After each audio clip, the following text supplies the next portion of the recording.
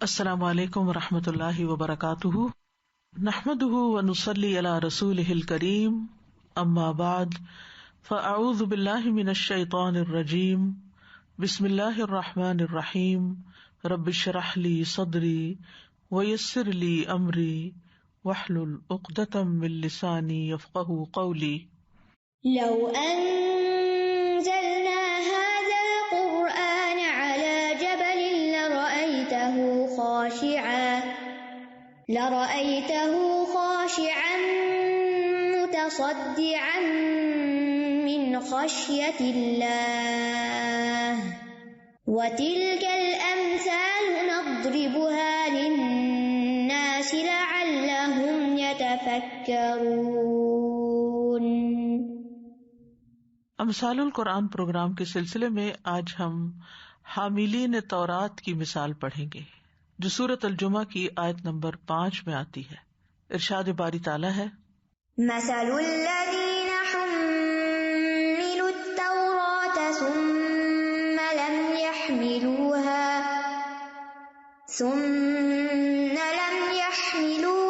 كمثل الحمار يحمل أسفارا بئس مثل القوم الذين كذبوا بآيات الله والله لا يهدي القوم الظالمين۔ ان لوگوں کی مثال جو تورات اٹھوائے گئے تھے پھر انہوں نے اسے نہیں اٹھایا، گدھے کی مثال کی طرح ہے جو کتابیں اٹھاتا ہے۔ کتنی بری مثال ہے ان لوگوں کی جنہوں نے اللہ کی آیات کو جھٹلایا، اور اللہ ظالم قوم کو ہدایت نہیں دیتا۔ سورۃ الجمعہ میں آنے والی یہ مثال اللہ سبحانہ تعالیٰ کے اس احسان کو بیان کرنے کے بعد آئی ہے جو اللہ تعالیٰ نے اس امت پر احسان فرمایا کہ اسے تمام امتوں پر فضیلت دی، اور پچھلے لوگوں کے یا امتوں کے گمراہ ہو جانے کے بعد نبی صلی اللہ علیہ وسلم کو مبعوث فرما کر لوگوں کی ہدایت کا سامان کیا۔ اب امت محمد صلی اللہ علیہ وسلم کو ایک طرح سے خبردار کیا جا رہا ہے کہ وہ پچھلی قوموں کی مشابہت سے بچیں، جنہوں نے اپنے نبی موسیٰ علیہ السلام سے علم اور ہدایت کی ذمہ داری اٹھائی لیکن پھر اسے اختیار نہیں کیا، جو علم انہوں نے حاصل کیا اس پر عمل نہیں کیا۔ تو یہاں پر ایک مثال کے ذریعے یہ بات سمجھائی گئی ہے جس میں ہم سب کے لیے بہت سے سبق ہیں۔ ارشاد ہے، مثل الذین حملوا التوراۃ، وہ لوگ جنہیں تورات کا حامل بنایا گیا، جنہیں تورات اٹھوائی گئی۔ مثل سے مراد وہی صفت اور حال ہے، یعنی ان کا حال کیا ہے، کن کا حال؟ الذین حملوا التوراۃ، جنہیں تورات اٹھوائی گئی، تورات کا حامل بنایا گیا۔ حملوا کا لفظ جو ہے یہ حمل سے ہے، جو بوجھ اٹھانے یا لادنے کے معنی میں آتا ہے، اور اس کا استعمال بہت سی چیزوں میں ہوتا ہے، خاص طور پر وہ بوجھ جو حصی طور پر اٹھائے جاتے ہیں، جیسے کسی کی پیٹھ پہ کوئی چیز لاد دی جائے۔ وہ بوجھ جو باطن میں ہوتے ہیں، جیسے پیٹ کا بوجھ، اس کے لیے حمل کا لفظ بولا جاتا ہے۔ اسی طرح بادل میں پانی کو اٹھانے کے لیے بھی لفظ آتا ہے، اور درختوں کے پھل اٹھانے کے لیے بھی یہ لفظ استعمال ہوتا ہے۔ تو یہاں تورات کے اٹھانے کے لیے لفظ استعمال ہوا، جو کہ حصی طور پر نہیں بلکہ معنوی طور پر ہے۔ تو الذین سے مراد یہود ہیں، اہل کتاب ہیں، جنہیں اللہ تعالیٰ نے ذمہ دار ٹھہرایا تھا کہ تورات جن احکام، ہدایات، آداب پر مشتمل ہے ان پر یہ عمل کریں، لیکن انہوں نے اس کو اپنی پیٹھ پیچھے ڈال دیا اور اس پر عمل کرنا چھوڑ دیا۔ اور یہاں لفظ جو حملو ہے وہ اٹھوائے گئے، یہ حملو کا لفظ نہایت بلیغ ہے، اس کے اندر بلاغت ہے۔ اس سے یہ بات پتہ چلتی ہے کہ جس تورات کے عالم ہونے پر آج انہیں ناز ہے، وہ اس وقت انہوں نے شوق اور رغبت سے قبول نہیں کی تھی جب انہیں عطا کی گئی تھی، گویا ان پہ زبردستی لاد دی گئی تھی، یعنی ان کے نفس اور روح پر بھاری تھی۔ حملو میم پہ شد ہے، یعنی ان پہ بڑی گراں تھی، ان کو بوجھ لگتی تھی، وہ خوش نہیں تھے کہ ان پر کوئی کتاب اتاری گئی ہے۔ تورات جیسا کہ آپ جانتے ہیں کہ قرآن مجید کے بعد سب سے افضل کتاب ہے، اللہ سبحانہ تعالیٰ نے اس کو اپنے ہاتھ سے لکھا ہے، بہت فضیلت والی کتاب ہے۔ قرآن مجید میں اس کو نور کہا گیا ہے۔ سورۃ المائدہ میں آتا ہے، انا انزلنا التوراۃ فیہا ھدی ونور، بے شک ہم نے تورات اتاری جس میں ہدایت اور روشنی ہے۔ سورۃ الانعام میں آتا ہے ثم آتینا موسی الکتاب تماما علی الذی احسن وتفصیلا لکل شیء وہدی ورحمۃ لعلہم بلقاء ربہم یؤمنون. پھر ہم نے موسیٰ کو ایسی کتاب دی جو نیک روش اختیار کرنے والے کے لیے مکمل تھی، یعنی پوری طرح اس کو مطمئن کرتی تھی اور ہر طرح کے سوالوں کا جواب تھا اس میں، اور اس میں ہر ضروری بات کی تفصیل بھی تھی، اور یہ کتاب ہدایت اور رحمت بھی تھی، اور اس لیے دی تھی شاید کہ لوگ اپنے رب سے ملاقات پر ایمان لائیں. تو اللہ سبحانہ تعالیٰ نے ان کو یہ کتاب عطا کی، لیکن انہوں نے کیا کیا؟ ثم لم يحملوها، انہوں نے اس کو اٹھایا نہیں. لم کا لفظ جب مضارع پر آتا ہے تو جیسے کہ آپ جانتے ہیں کہ مضارع جو ہے وہ فعل حال یا مستقبل کے لیے ہوتا ہے، لیکن لم کی وجہ سے یہ معنوی اعتبار سے ماضی منفی بن جاتا ہے، پاسٹ ٹینس بن جاتا ہے. ثم لم يحملوها یعنی پھر وہ اس کے حامل نہیں بن سکے. مراد یہ کہ انہوں نے اس پر عمل نہیں کیا، اس کا حق ادا نہیں کیا. تو ان کی مثال کیسی ہے؟ کمثل الحمار، حمار کی طرح. حمار کہتے ہیں گدھے کو. یحمل اسفارا، جو بوجھ اٹھائے ہوئے ہوتا ہے، کتابیں اپنے اوپر اٹھائے ہوئے ہوتا ہے. یعنی ایسا گدھا جو اپنے اوپر کتابوں کا بوجھ اٹھائے ہوئے. گدھا تو بہت سے بوجھ اٹھاتا ہے، لیکن یہاں خاص طور پر اسفار کے بوجھ کی طرف اشارہ ہے. تو سفر اصل میں کہتے ہیں پردہ اٹھانے کو، اور سفر کو سفر اس لیے کہا جاتا ہے کیونکہ اس میں بھی انسان پر بہت سے پردے اٹھتے ہیں، بہت سی چیزوں کا مشاہدہ کرتا ہے، نئی نئی چیزیں اس کے سامنے آتی ہیں، اور اسی طرح جو ساتھی ہوتے ہیں ان کی بھی اچھائیاں برائیاں کھل کے سامنے آ جاتی ہیں. والصبح اذا اسفر، صبح روشن ہو گئی، روشن ہونے کے معنی میں بھی آتا ہے. اور صفر اس کتاب کو کہتے ہیں سین کے زیر کے ساتھ جس میں حقائق کا بیان ہو، حقیقتیں بیان کی گئی ہوں، کہ وہ حقائق کو بے نقاب کرتی ہے. یعنی جیسے آپ دیکھتے ہیں کہ کیا حلال ہے کیا حرام ہے، اس کی کیا حقیقت ہے، یہ کہاں سے پتہ چلے گا؟ کتاب سے. کتاب نے گویا حقیقت واضح کر دی. اسی طرح آخرت کے متعلق جو امور ہیں، اللہ سبحانہ تعالیٰ ہم سے کیا چاہتے ہیں، تو یہ ساری حقیقتیں، حقائق ہیں جو کتاب میں لکھی جاتی ہیں، اور اس کو صفر اس لیے کہتے ہیں کہ وہ ان حقائق کو ہمارے سامنے لاتی ہے. اس کی جمع اسفار آتی ہے جو مفید علم کی مختلف اقسام پر مشتمل ہوتی ہے، یعنی بڑی کتاب کے لیے پھر استعمال ہوتا ہے یہ، اور اس سے بڑے بڑے معنی انسان کے سامنے آتے ہیں. اور سافر کاتب کو کہتے ہیں، اور سفرہ اسی سے ہے جمع، بِأَيْدِي سفرہ کرام بررہ، ایسے لکھنے والوں کے ہاتھوں میں ہے جو معزز ہیں، نیک ہیں. تو یہاں لفظ کتاب کی جگہ اسفار لایا گیا ہے، یعنی تورات کو کتاب کہا گیا، لیکن یہاں اسفار، یعنی اس سے یہ بات خاص طور پر واضح ہوتی ہے کہ تورات اگرچہ جو اس کے اندر کانٹینٹ ہے یا مضامین ہے ان کے حقائق بیان کرتی ہے، لیکن پھر بھی جو لینے والے ہیں اس کی حقیقت کو سمجھ نہیں پاتے. لہذا یہ ایسا ہی ہے جیسے کسی نے کتابوں کا ایک بوجھ اپنے اوپر اٹھا رکھا ہو، اور وہ بھی کوئی انسان نہیں، گدھا. یعنی جن پر اللہ نے ہدایت کے لیے تورات اتاری انہوں نے اس سے فائدہ نہیں اٹھایا، تو ان کا حال گدھے کے حال کی طرح ہے کہ وہ اپنے اوپر مفید کتابیں اٹھائے ہوتے. اب دیکھیں کہ اب تو ہم کتابوں کو اگر ایک جگہ سے دوسری جگہ ٹرانسپورٹ کرنا ہو تو دیگر ذرائع استعمال کرتے ہیں. پہلے زمانے میں کتابیں یا گدھوں پہ لاد کے ایک شہر سے دوسرے شہر لے جائی جاتی تھی، یا اونٹوں وغیرہ پہ لاد کے. اب گدھے بیچارے کو کچھ پتا نہیں کہ اس کے اوپر کیا لدا ہوا ہے اور اس کے اندر کیا ہے، اس میں کتنی خوبصورت باتیں ہیں اور کامیاب ہونے کے کتنے نسخے اس میں بتائے گئے ہیں. اس کے لیے برابر ہے کہ وہ اینٹیں لادے ہوئے ہو یا کتابیں لادے ہوئے ہو، یعنی کورا ہے بالکل، کیونکہ اس نے اس سے کوئی فائدہ نہیں حاصل کیا، وہ ان کتابوں کو سمجھ ہی نہیں سکتا. تو جن یہود نے تورات سے فائدہ نہیں اٹھایا جبکہ اس کے اندر ہدایت اور نور تھا، تو ان کا حال بھی گدھے کے حال کی طرح ہے. اور ان دونوں میں مشابہت کی وجہ ہی یہی ہے، یعنی اس چیز سے فائدہ نہ اٹھانا جو بڑے فائدے کی تھی اور جو بڑے مرتبے والی تھی. سوال یہ پیدا ہوتا ہے کہ اللہ سبحانہ تعالیٰ نے گدھے کا ہی ذکر کیوں کیا، حالانکہ یہ بھی کہا جا سکتا تھا کہ ان کی مثال اونٹ کی طرح ہے یا بیل کی طرح. بیل کو بھی بوجھ اٹھانے کے لیے لوگ استعمال کرتے ہیں، سامان اس کے اوپر تو نہیں لادا جاتا لیکن اس کے پیچھے جو کارٹ لگائی جاتی ہے.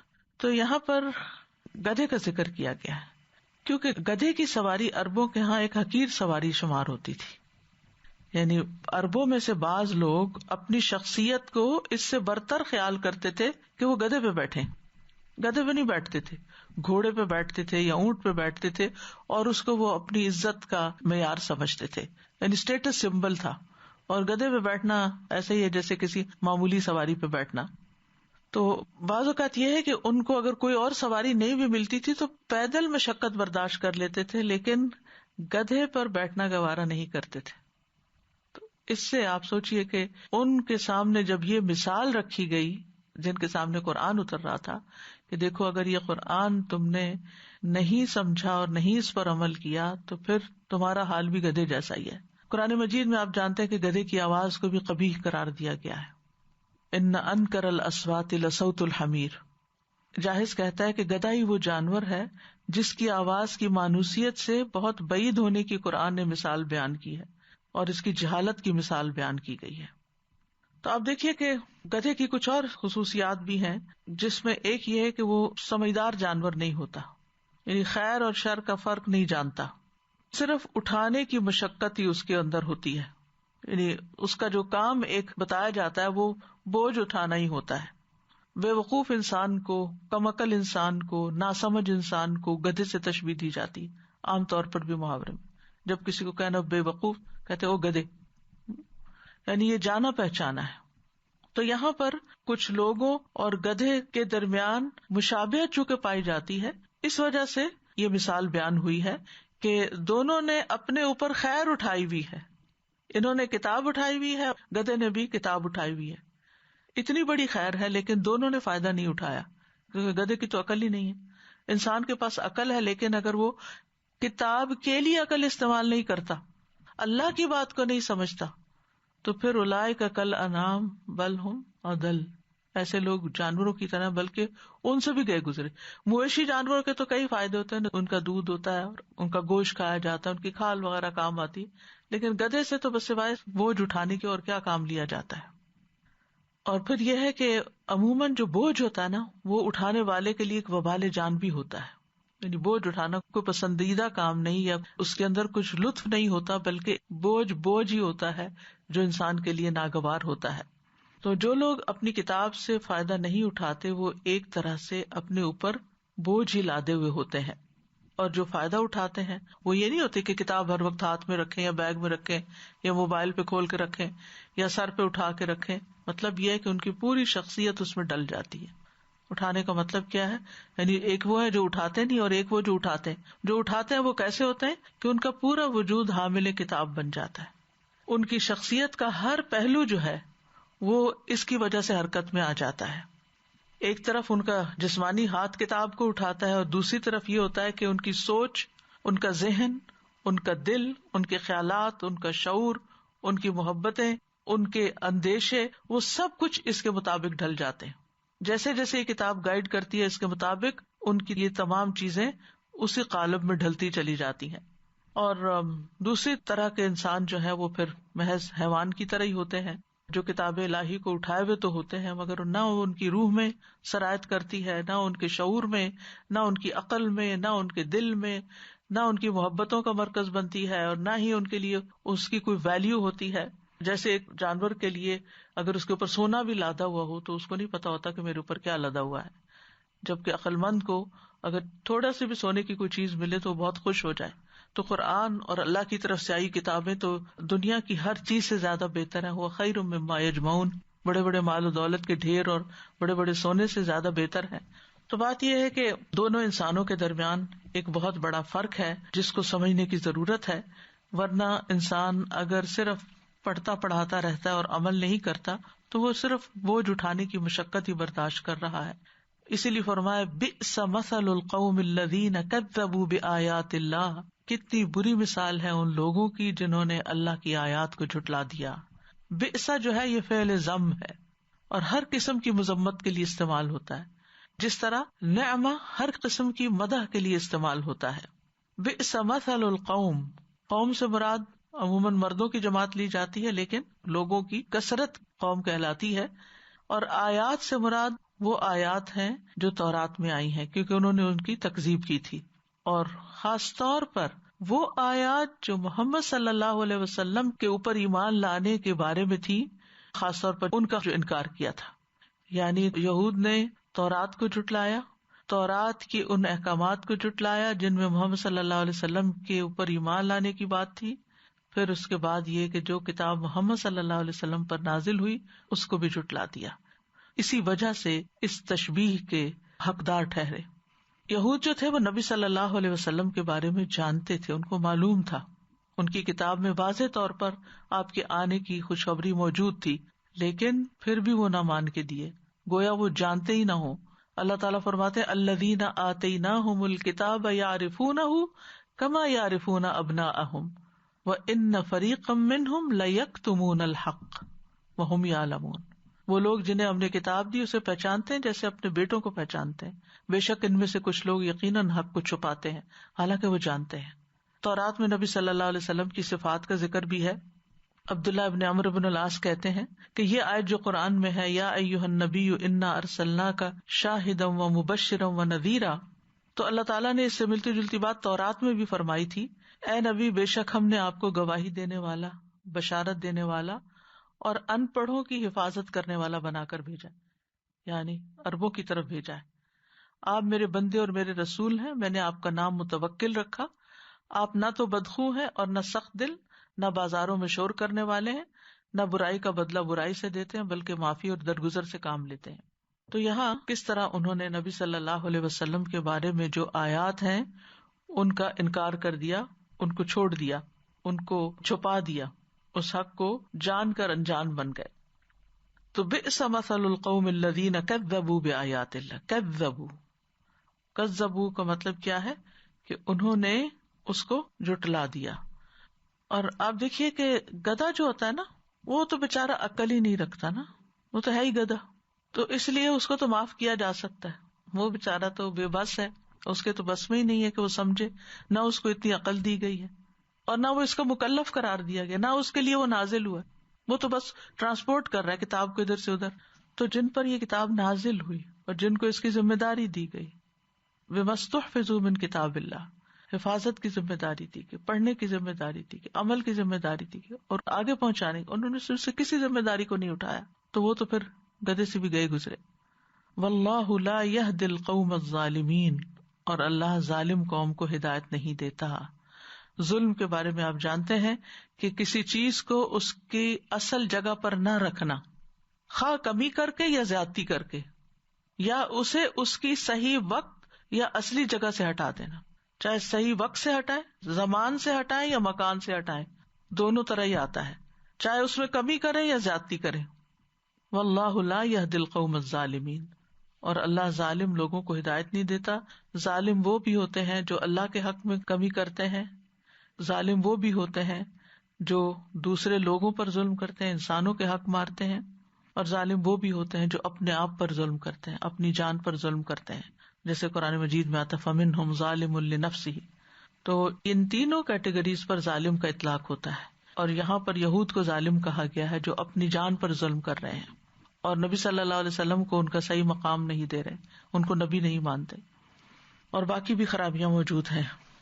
تو اس میں آپ دیکھیں کہ بہت سے لوگ کتاب پڑھتے ہیں لیکن ان احکامات کو اپنے لیے نہیں سمجھتے، یعنی اس کی روشنی میں دوسروں کے رویے کا تجزیہ کرتے رہتے ہیں، وہ کیا کرتا ہے، وہ کیا کرتا ہے، وہ کیا کرتا ہے. ذالک الکتاب لا ریب فیہ ھدی للمتقین. جب تک تقوی نہ ہو نا انسان کے اندر، اللہ کا ڈر نہ ہو، اللہ کی خشیت نہ ہو، اللہ تعالیٰ کے دیکھنے کا احساس اس کے اندر جب تک نہ ہو کہ وہ دیکھ رہا ہے میرے دل کو، اس وقت تک انسان کو اپنی برائیاں نظر نہیں آتی، اپنی کمی کوتاہی نظر نہیں آتی. اس کا سارا دھیان اور توجہ اس پر رہتی ہے معاشرے میں کیا ہو رہا ہے، میرے آس پاس کے لوگ کیا کر رہے ہیں، اور لوگ کیا کرتے ہیں، فلاں یہ کرتا، فلاں یہ کرتا، فلاں یہ کرتا. اس آیت کی روشنی میں کیا کرتی ہوں یہ تو سمجھ نہیں آتی.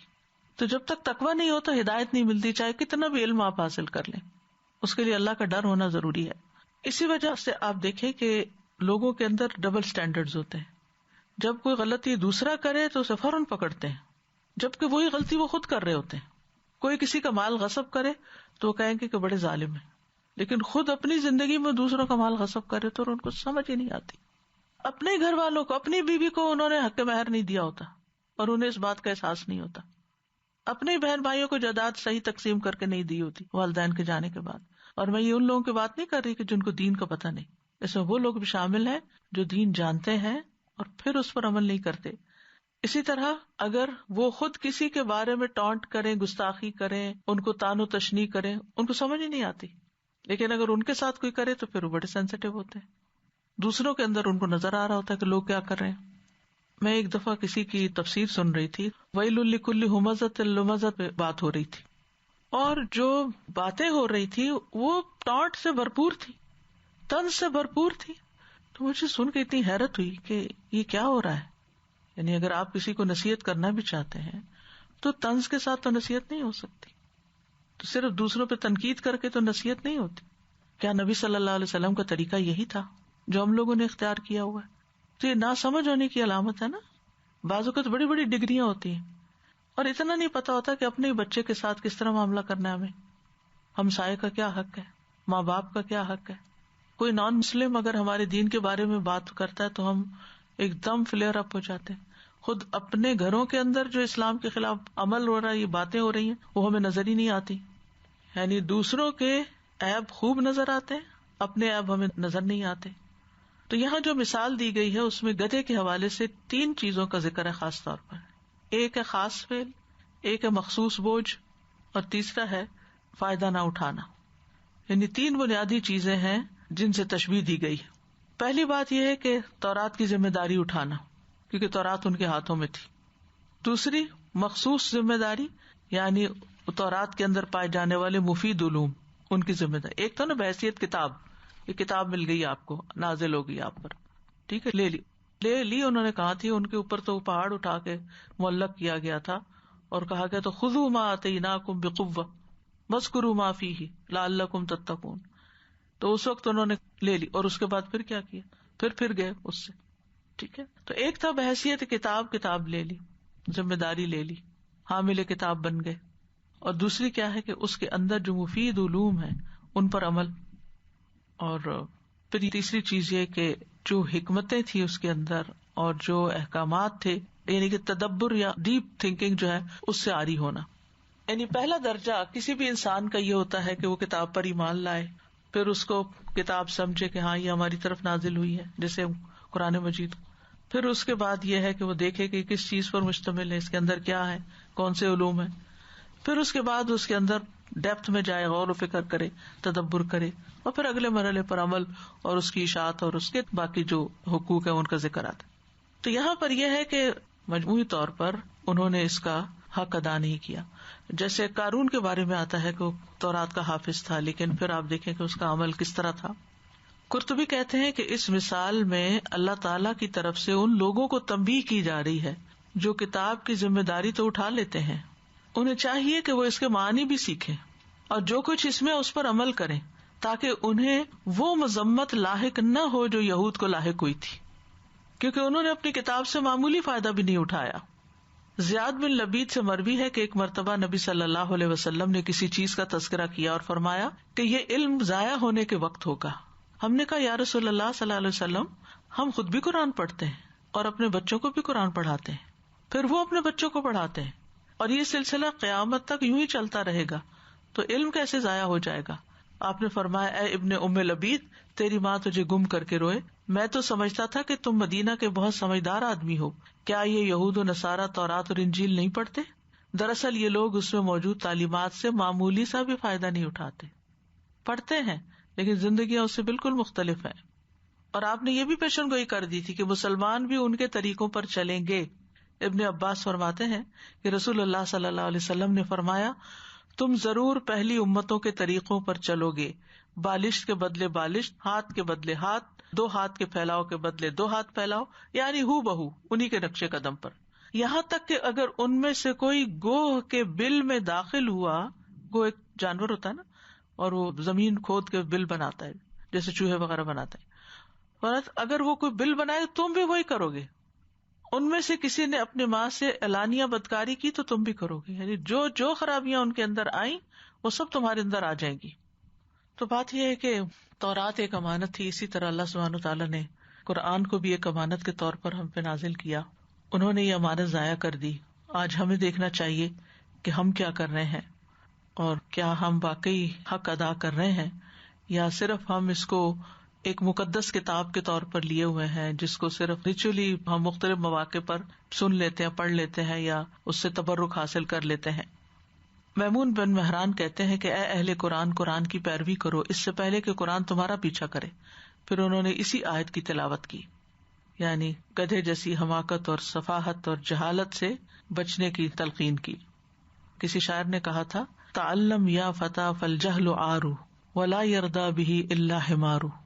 اے جوان، علم سیکھو، جہالت عار اور ذلت ہے، اور جہالت پر صرف گدھا ہی راضی ہوتا ہے۔ کسی اور نے کہا کہ قبیلے کے گدھے کو زمین میں ٹھونک کر رسی کے ساتھ باندھ دیا جاتا ہے اور لاٹھیوں سے اس کو پیٹا جاتا ہے اور کوئی اس پر رحم نہیں کھاتا۔ آپ کو معلوم ہے کہ گدھے کو چلانے کے لیے لاٹھی استعمال ہوتی ہے، ساتھ ساتھ اس کی پٹائی ہوتی رہتی ہے، چلتا رہتا ہے اور ساتھ ساتھ مار کھاتا رہتا ہے۔ تو اسی طرح جو جاہل لوگ ہوتے ہیں وہ زندگی میں پٹتے ہی رہتے ہیں، جن کے اندر عقل، سمجھ، حکمت نہیں ہوتی اور وہ اللہ تعالیٰ کے احکامات پر نہیں چلتے۔ یہاں یہ بات بھی دیکھیے کہ یہ مثال سورۃ جمعہ میں آئی ہے نا۔ زمخشری ایک مفسر ہیں، وہ اپنی کتاب الکشاف میں کہتے ہیں کہ اللہ تعالیٰ نے اس سورت یعنی سورۃ الجمعہ کی 3 آیات میں یہودیوں کی بات کو باطل قرار دیا، اور یہ سورت ان سورتوں میں سے ہے جن کی فضیلت میں یہ بات وارد ہوئی ہے کہ یہ سورت مسلمانوں کے اجتماعات، جمعہ اور عید کے اجتماع میں تلاوت کی جاتی ہے۔ یہود کی بات کو 3 طرح سے باطل قرار دیا۔ پہلی بات یہ کہ یہود نے خود کو اولیاء اللہ کہا، تو اللہ سبحانہ تعالیٰ نے سورۃ جمعہ کی آیت نمبر 6 میں فرمایا، فَتَمَنَّوُا الْمَوْتَ إِن كُنتُمْ صَادِقِينَ، موت کی تمنا کرو اگر تم سچے ہو، اولیاء اللہ ہو تو بس تمہارا ٹھکانہ تو بہت بلند ہوگا، تو مرو اور چلو وہاں۔ دوسرا یہ کہ انہیں اپنے اہل کتاب ہونے پہ بڑا فخر تھا، یعنی ان کے لیے یہ بات بہت تفاخر کی تھی کہ ہمارے پاس علم ہے اور ہم جاہل عربوں کے اوپر فوقیت رکھتے ہیں کتاب کی وجہ سے۔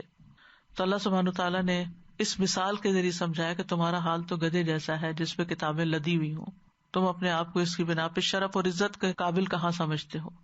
تیسرا یہ کہ وہ ہفتے کے دن پہ فخر کیا کرتے تھے، تو اللہ سبحانہ تعالیٰ نے سورۃ جمعہ میں جمعہ کے دن کی بات کر کے ایک طرح سے یہ بتا دیا کہ جمعہ کا دن ہفتے کے سارے دنوں سے زیادہ افضل ہے۔ گدھے کی کچھ خصوصیات پڑھنے کا موقع ملا کہ گدھا جو 50 سال سے زیادہ تک زندہ رہ سکتا ہے، اور ایک گدھا اپنے قد اور کاٹ جیسے گھوڑے سے زیادہ طاقتور ہوتا ہے۔ کچھ گدھے کمال یادداشت کے مالک ہوتے ہیں، ان کی یادداشت بڑی اچھی ہوتی ہے، چیزوں کو یاد رکھتے ہیں، 25 سال پرانے علاقے اور گدھوں کو پہچان سکتے ہیں۔ پھر اسی طرح یہ ہے کہ آسانی سے چونکتے نہیں، یعنی ہوتا ہے نا کوئی آواز سنی یا کچھ تو بدک گئے یا کچھ، وہ نہیں ہوتا ان پہ اثر۔ ان کی ڈھٹائی بڑی مشہور ہے، ضدی، ڈھیٹ۔ گدھے کو ڈرا دھمکا کے کوئی کام کرانا بڑا مشکل ہوتا ہے جس کو وہ اپنے مفاد کے خلاف سمجھتا ہو، اور اس کو سدھانے کے لیے اپنے لفظوں یا حرکات سے یہ یقین دلانا ضروری ہے کہ وہ آپ پر اعتماد کر سکتے، یعنی اعتماد بلڈ کرنا پڑتا ہے، پھر وہ آسانی سے کام سمجھ جاتے ہیں۔ گدھا ایک دوسرے گدھے کی آواز 60 میل کی دوری سے بھی سن لیتا ہے، اس کی سننے کی حص اتنی ہوتی ہے۔ ان کے کان گھوڑوں سے زیادہ بڑے ہوتے ہیں، جو انہیں صحرا میں ٹھنڈا رکھنے میں بھی مدد دیتے ہیں۔ ان کی خوراک کا 95% حصہ ان کا جسم ابزارب کر جاتا ہے، صرف 5% ویسٹ ہوتا ہے، اس لیے ان کا جو ویسٹ ہوتا ہے وہ اچھی کھاد نہیں ہوتا، کیونکہ اس میں کوئی خاص چیز نہیں ہوتی۔ بارش کو نہیں پسند کرتے، یہ ریوڑ میں رہنا پسند کرتے، ریوڑ کے جانور اکیلے رہنا پسند نہیں کرتے۔ ایک اکیلا گدھا بہت سی بکریوں کے ساتھ مل کے خوش ہوتا ہے۔ اور پھر یہ ہے کہ ایک ریوڑ میں گدھے ایک دوسرے کی بھی تربیت کرتے ہیں، جیسے چمپینزیز وغیرہ۔ تو صدیوں سے گدھوں سے کام لیا جا رہا ہے، جو قیمتی سامان اور دھاتیں اور لوہا اور بھاری بھاری سامان ایک ملک سے دوسرے ملک میں لے جاتے تھے۔ یعنی اب تو ٹرانسپورٹیشن آسان ہو گئی ہے نا، کہتے ہیں کہ شاہراہ ریشم پر بحر اوقیانوس سے بحر روم تک ریشم لاد کے لے جاتے تھے، اتنا طویل سفر بھی کرتے تھے۔ پھر اسی طرح دنیا کے اکثر خطوں میں یہ پائے جاتے ہیں اور نقل و حرکت اور زراعت کا کام بھی کرتے ہیں۔ ہو سکتا ہے کہ ان معلومات کی روشنی میں آپ کو مزید اس مثال پر غور و فکر کا موقع ملے کہ گدھے سے ہی مثال کیوں دی گئی ہے۔ اس مثال سے جو باتیں ہماری سمجھ میں آتی ہیں یا ہمیں سمجھنی چاہیے، ان میں سے سب سے بڑی بات یہ ہے کہ انسان کی عزت اور شرف چاہے وہ علم سے ہے۔ پہلی چیز جو مسلمانوں کو دی گئی وہ علم، اقرا بسم ربک الذی خلق، علم الانسان ما لم یعلم سے یہ پتہ چلتا ہے کہ اللہ نے انسان کو وہ علم دیا جو اس کو نہیں پتا تھا۔ اس لیے دین کا علم حاصل کرنا ضروری ہے، قرآن کا علم حاصل کرنا، اور وہ اللہ تعالیٰ نے براہ راست انسان کو دیا۔ الرحمن علم القرآن، براہ راست سے مراد یہ ہے کہ خود اللہ تعالیٰ نے اپنی طرف اس کو منسوب کیا. بھیجا تو جبریل علیہ السلام کے ذریعے محمد صلی اللہ علیہ وسلم کے قلب پہ نازل ہوا. لیکن یہ یاد رکھنا چاہیے کہ صرف کسی نبی کا کسی قوم میں آ جانا، کسی نبی کی امت میں سے ہونا، یا پھر علم مل جانا یا کتاب الہی کا مل جانا، صرف یہی شرف کی باتیں نہیں ہیں، بلکہ ان پر ایمان لا کر ان کے مطابق اپنی زندگیوں کو ڈالنا ضروری ہے. کیونکہ جو حق کو پا لے، حق اس کو سمجھ آ جائے، پھر وہ اس کی اتباع نہ کرے تو اللہ کی ناراضگی کا سبب ہوتا ہے، اس پر اللہ کا غضب ہوتا ہے. سورۃ فاتحہ میں ہی آپ دیکھیں کہ کیٹیگرائز کر دیا گیا، اہدنا الصراط المستقیم صراط الذین انعمت علیہم غیر المغضوب علیہم ولا الضالین. ہمیں ان لوگوں کا راستہ دکھا جن پر تو نے انعام کیا. یہ وہ ہیں جو علم اور عمل رکھتے ہیں. دوسرے وہ ہیں جن پہ اللہ غضبناک ہوا، اور وہ کون ہیں؟ جن کے پاس علم ہے لیکن عمل نہیں ہے، یہود کی طرف اشارہ ہے. اور تیسرے ضالین، جن کے پاس نہ علم ہے نہ عمل ہے، نصارہ کی طرف اشارہ ہے. یعنی پچھلی قوموں کے مقابلے میں وہ لوگ جو اللہ کی طرف سے آئے ہوئے علم پر عمل کرتے ہیں وہی ہدایت یافتہ ہے. لیکن اگر وہ عمل نہیں کرتے تو ان کے اندر ان دو قوموں کی مشابہت ہے، تو اس سے خبردار رہنا چاہیے. اللہ سبحانہ تعالیٰ نے بنی اسرائیل کو اپنی کتاب کے لیے چنا تھا.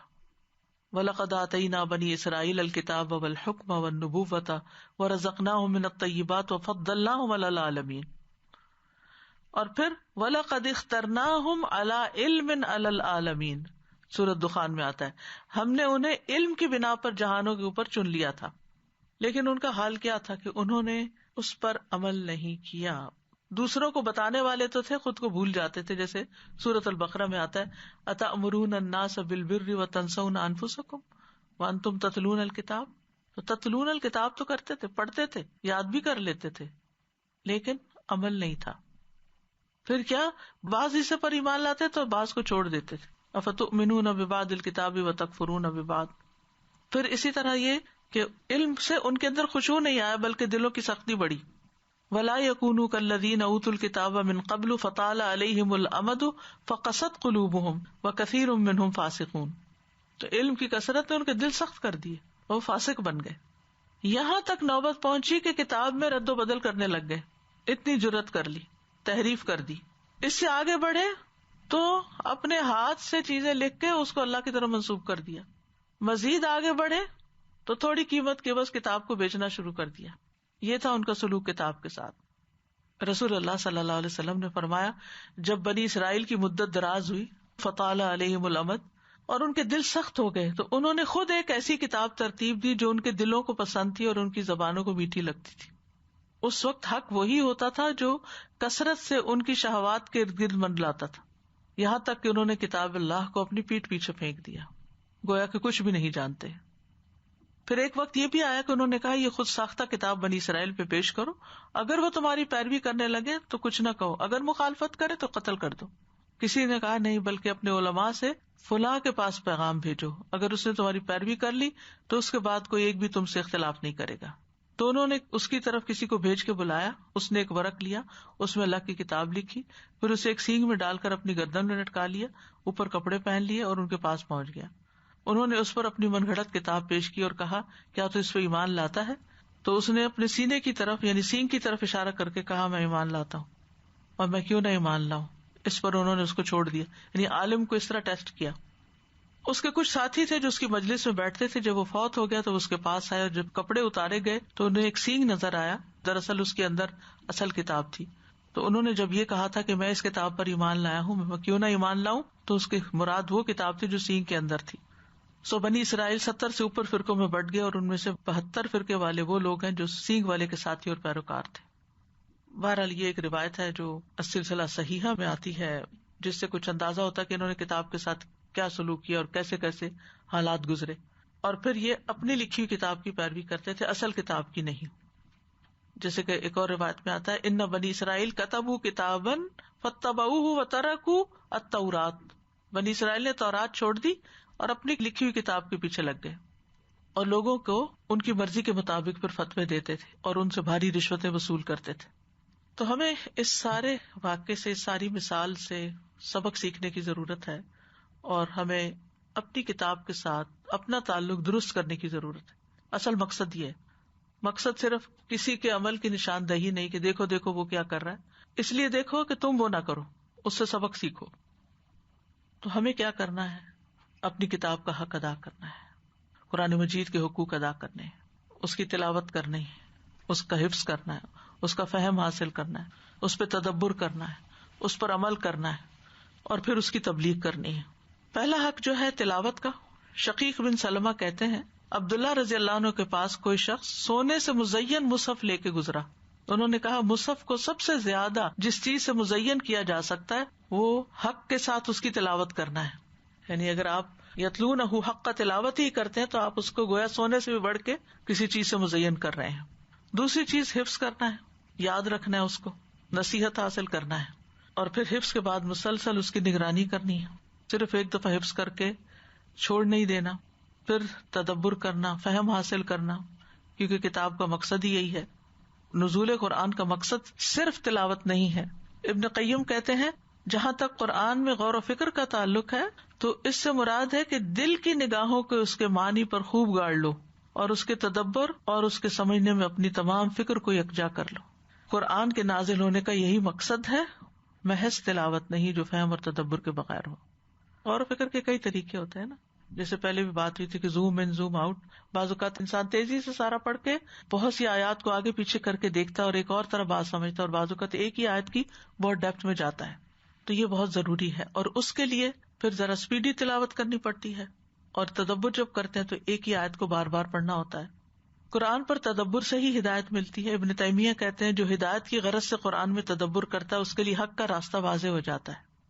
پھر یہ بھی ہے کہ صرف جلدی جلدی پورا کرنے کی طرف نہیں ہونا چاہیے. اس کا یہ مطلب نہیں کہ آپ رمضان میں تلاوت قرآن چھوڑ دیں، اس کے اپنے فائدے ہیں، لیکن مطلب یہ ہے کہ اس کے ساتھ ہمیں یہ کوشش بھی کرنی چاہیے کہ ہر آیت کا فہم حاصل ہو ہمیں. ابن عجیبہ کہتے ہیں کہ قرآن کا فہم حاصل کرنے سے مراد یہ ہے کہ قرآن کو پڑھنے والا ہر آیت کی وضاحت طلب کرے جو آیت کے مناسب ہو، پھر اس کے احکامات کو سیکھنا. سلف صالحین میں سے محمد بن کعب قرظی کہتے ہیں میں رات بھر صرف اذا زلزلت اور القاریہ ہی پڑھتا رہوں یہاں تک کہ صبح ہو جائے. ان دونوں سے زیادہ کچھ نہ پڑھوں، ان کو ہی بار بار پڑھوں اور ان میں غور و فکر کروں. یہ بات مجھے اس سے زیادہ عزیز ہے کہ میں اپنی رات میں قرآن کو جلدی جلدی پڑھوں یا گھٹیا کھجوروں کی طرح قرآن کو بکھیرتا جاؤں. پھر ہے عمل کرنا اس پر، کیونکہ ہمیں عمل کا حکم دیا گیا. اور ابن قیم تو یہ کہتے ہیں کہ اہل القرآن وہ ہیں کہ جو پڑھنے کے ساتھ اس پر عمل کریں.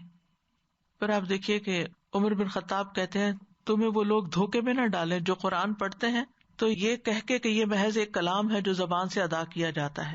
تم ان لوگوں کو دیکھو جو اس پر عمل کرتے ہیں، یعنی قرآن پر. اپنے آپ کو قرآن پہ پیش کرنا چاہیے.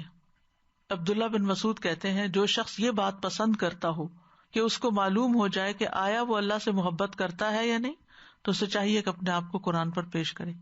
یہ پتہ چل جائے گا کتنی محبت ہے اور کتنی باتوں کو لے لیا ہے، اس پر عمل شروع کر دیا ہے.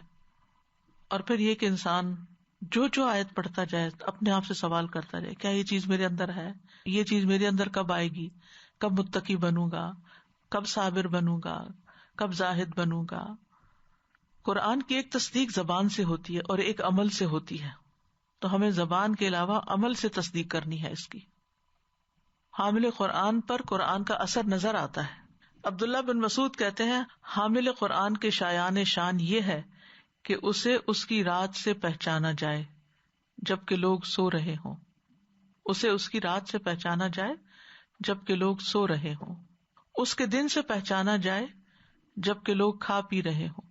اس کے غم سے پہچانا جائے جب لوگ خوش ہو رہے ہوں. اس کے رونے سے پہچانا جائے جب لوگ ہنس رہے ہوں.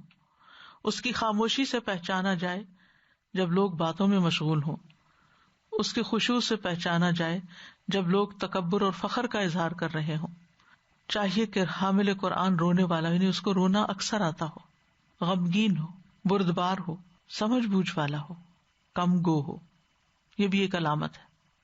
حامل قرآن کو چاہیے نہ تو شور شرابہ کرے، نہ چیخے چلائے، نہ تیز طبیعت رکھے. اب ہم خواتین جو قرآن پڑھتی ہیں ہمیں اپنا جائزہ لینا چاہیے کہ ہماری گفتگو کس قسم کی ہوتی ہے، اور پھر بچوں کے ساتھ کس طرح کی باتیں کرتے ہیں ہم، اور لوگوں کے ساتھ کیسا معاملہ کرتے ہیں. ہر مجلس میں اپنا جائزہ لیتے رہیں، کیونکہ اپنوں میں تو بعض اوقات ہم بہت خیال رکھتے ہیں کیونکہ دوسروں کا چیک ہوتا ہے ہمارے اوپر، لیکن بعض اوقات جب ہمارے اوپر کوئی چیک نہیں ہوتا تو پھر ہم بالکل اسی زیرو لیول پہ اتر آتے ہیں، جیسے باقی عوام الناس جنہوں نے قرآن نہیں پڑھا ہوتا وہ سب کچھ کر رہے ہوتے ہیں. کچھ لوگ قرآن پڑھ کر بھی سنگ دل ہوتے ہیں، سخت دل ہو جاتے ہیں. اس کا بھی جائزہ لینا چاہیے اور اپنے دل کا کثرت سے جائزہ لینا چاہیے کہ اس میں جذب کی کتنی صلاحیت ہے.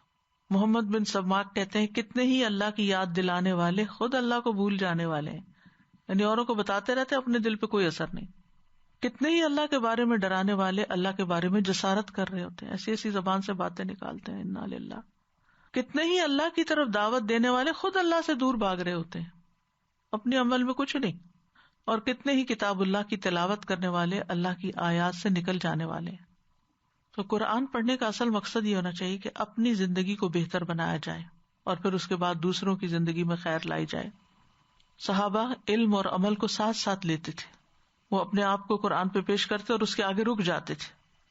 پھر اس کے بعد اس کا یہ بھی حق ہے کہ اسے دوسروں تک پہنچایا جائے. جتنا جتنا سیکھتے جائیں دوسروں کے ساتھ شیئر کرتے جائیں، جس چیز پہ خود عمل کرتے جائیں وہ آگے بھی بتاتے جائیں. کیونکہ رسول اللہ صلی اللہ علیہ وسلم نے فرمایا جس نے اللہ عز و جل کی کتاب کی ایک آیت بھی سکھائی جب تک اس کی تلاوت کی جائے گی اس کا ثواب سکھانے والے کو ہوگا. لیکن بہت سے لوگ اس کو کوئی کام ہی نہیں سمجھتے، یہ بھی کوئی کام ہے، اس کام کو حقیر سمجھتے ہیں، شاید یہ کچھ مخصوص قسم کے لوگوں کا کام ہے. تو آخر میں کرنے کے کام کیا ہے؟ اللہ کی کتاب کو عمل کے لیے سیکھیں اور اس کا انتظام کریں. ایسی جگہ تیار کریں، ایسے مدارس قائم کریں، ایسی علمی مجلسیں اختیار کریں، ایسے حلقے قائم کریں کہ جہاں پر لوگوں کو فیسیلیٹیٹ کریں کہ وہ یہ سب چیزیں کر سکیں، علم بھی حاصل کریں اور ایک دوسرے سے انسپریشن لے کر پھر عمل بھی کریں. اور پھر یہ ہے کہ غور و فکر اور تدبر جاری رکھیں، کیونکہ گدھا غور و فکر سے کام نہیں لیتا، عقل سمجھ نہیں رکھتا. تو اس کی مثال کو سامنے رکھتے ہوئے اپنے عمل کا جائزہ لیتے رہیں، کیونکہ عمل کے بغیر کسی چیز کی کوئی قیمت نہیں ہے. مثلا آپ دیکھیں کہ یہ جیسے ایک نوٹ ہوتا ہے نا، بل ہوتا ہے جو، تو وہ بھی کاغذ ہوتا ہے اور ردی کی ٹوکری میں پڑا وہ بھی ایک کاغذ ہوتا ہے نا. تو ان دو کاغذوں میں فرق کس چیز کا؟ ایک کی اتنی ویلیو ہے، $100 ہے، اور دوسرے کی مفت میں بھی کوئی لینے کو تیار نہ ہو. کیونکہ اس کاغذ کی گارنٹی ہے، اس کاغذ کی شکل مختلف ہے اس سے، جو اس پہ لکھا ہوا ہے وہ مختلف ہے. اس کو مان لیا گیا ہے کہ یہ ویلیوبل ہے اس کی ظاہری شکل و صورت اور اس کے اندر جو ویلیو اس کی بنا پر. تو اسی طرح جو عمل کرنے والا انسان ہوتا ہے اللہ کی نگاہ میں اس کی ویلیو کچھ اور ہوتی ہے اور اس کی بات کی بھی ویلیو کچھ اور ہوتی ہے. وہ اللہ کے حفظ و امان میں بھی ہوتا ہے. آپ دیکھیں کہ بہت سارے لوگ بہت سی باتیں کرتے رہتے ہیں لیکن ان کی باتوں کو کوئی سیریس لیتا ہی نہیں، کیونکہ پیچھے عمل نہیں ہوتا، عمل کی قوت نہیں ہوتی. وعدہ کرتے ہیں تو پورا نہیں کرتے، کمٹمنٹ کرتے ہیں تو نہیں نبھاتے. تو آج کی دنیا میں یہ ایک بہت عام سی بات ہو گئی ہے کہ لوگ بڑے بڑے لفظ بولتے ہیں، لفاظیاں کرتے ہیں، خوبصورت باتیں کرتے ہیں، لیکن جب آپ ان سے معاملہ کریں تو آپ کو مایوسی ہوگی. اسی لیے لوگ بار بار پھر قرآن کو نعوذ باللہ مورد الزام ٹھہرانے لگتے ہیں کہ یہ لوگ قرآن پڑھتے ہیں اور یہ ایسا کرتے ہیں، اور یہ قرآن پڑھتے ہیں اور ویسا کرتے ہیں. بعض لوگ چیریٹی کے بہت کام کرتے ہیں، مظلوموں کی بڑی حمایت کرتے ہیں، غریبوں کی مدد کرتے ہیں، لیکن اپنے گھر میں ظلم کر رہے ہوتے ہیں، اپنوں پر ہی ظلم کر رہے ہوتے ہیں. ان کے لیے ان کے پاس رحم نہیں ہوتا، ان کو احساس نہیں ہوتا. بظاہر دیکھنے میں بہت ہمبل اور بہت نائس اور بہت خوش اخلاق نظر آتے ہیں، بڑے جھک کے ملیں گے، تواضع ہے، لیکن ذرا سی کوئی بات ان کی مرضی کے خلاف ہو جائے پھر آپ دیکھیں ان کی تواضع کہاں جاتی ہے. یا گھر والوں کے درمیان ان کی تواضع کوئی تواضع نہیں ہوتی، وہ انتہائی بد اخلاقی کا مظاہرہ کرتے ہیں. تو ان سب چیزوں پہ غور کرنے کی ضرورت ہے کہ اصل مقصد کیا ہے کتاب کے آنے، یہ کیوں آئی ہے کتاب؟ ہمیں کچھ بنانے کے لیے، اور اگر ہم بن کے نہیں دیے تو پھر گدھے کے گدھے ہی رہے. تو اللہ تعالیٰ سے دعا کرتے ہیں کہ اللہ تعالیٰ ہمیں علم نافع بھی عطا کرے اور عمل صالح بھی عطا کرے اور ہمارے دلوں کو ٹیڑھا ہونے سے بچائے. ربنا لا تزغ قلوبنا بعد اذ ہدیتنا وہب لنا من لدنک رحمہ انک انت الوہاب. رب زدنی علما اللہم انی اسألک علما نافعا واعوذ بک من علم لا ينفع. اللہم انی اسألک علما نافعا ورزقا طیبا وعملا متقبلا. اللہم انفعنی بما علمتنی وعلمنی ما ينفعنی وزدنی علما وارزقنی علما تنفعنی بہ. اللہم انی اعوذ بک من علم لا ينفع ومن قلب لا يخشع ومن نفس لا تشبع ومن دعوة لا يستجاب لها. اللهم ارزقني التفکر والتدبر بما يتلوه لساني من كتابك والفهم له والمعرفة بمعانيه والنظر في عجائبه والعمل بذلك ما بقيت انك على كل شيء قدير. اللهم آنس وحشتي في قبري اللهم آنس وحشتي في قبري. اللهم ارحمني بالقرآن العظيم واجعله لي إماما ونورا وهدى ورحمة. اللهم ذكرني منه ما نسيت وعلمني منه ما جهلت وارزقني تلاوته آناء الليل وآناء النهار واجعله حجة يا رب العالمين.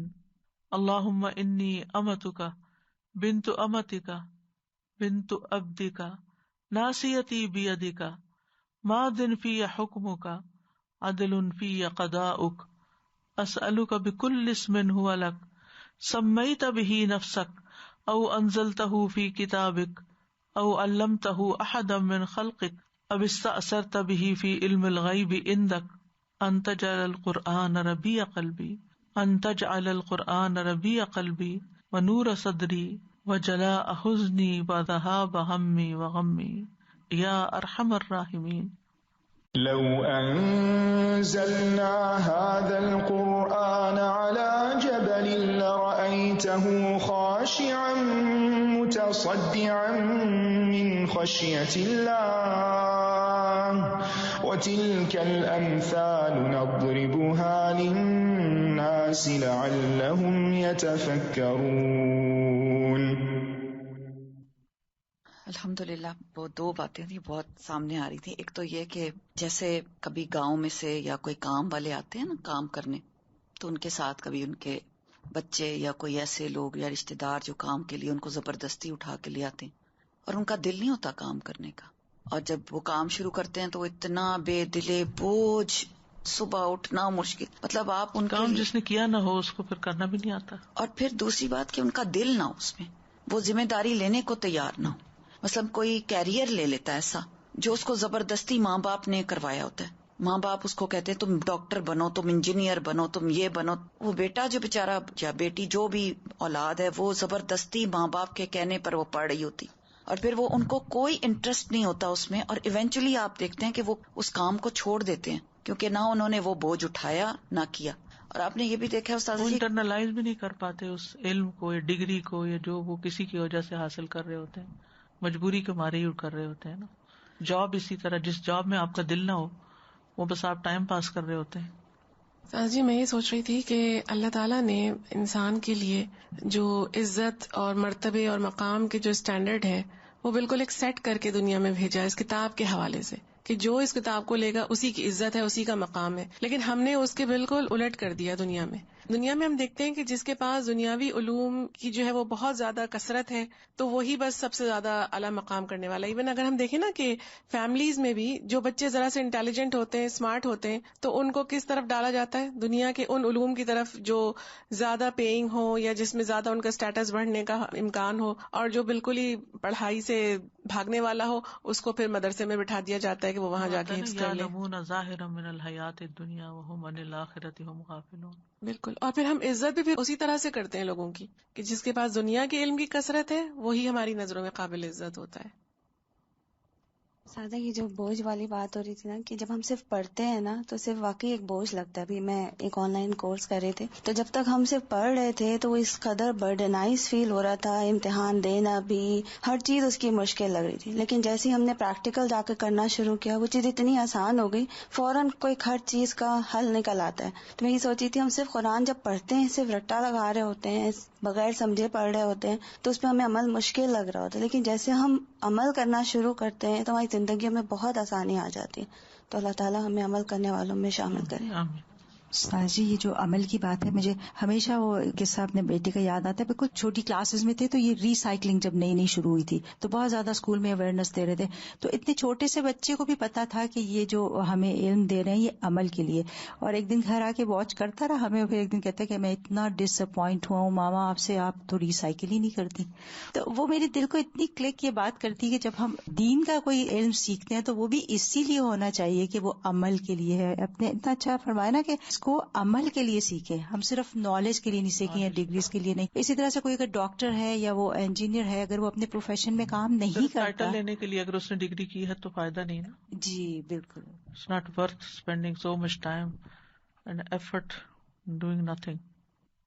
مثل الذين حملوا التوراة ثم لم يحملوها كمثل الحمار يحمل أسفارا بئس مثل القوم الذين كذبوا بآيات الله والله لا يهدي القوم الظالمين. وآخر دعوانا ان الحمد للہ رب العالمین. سبحانک اللہم وبحمدک اشہد ان لا الہ الا انت استغفرک واتوب الیک. السلام علیکم ورحمۃ اللہ وبرکاتہ.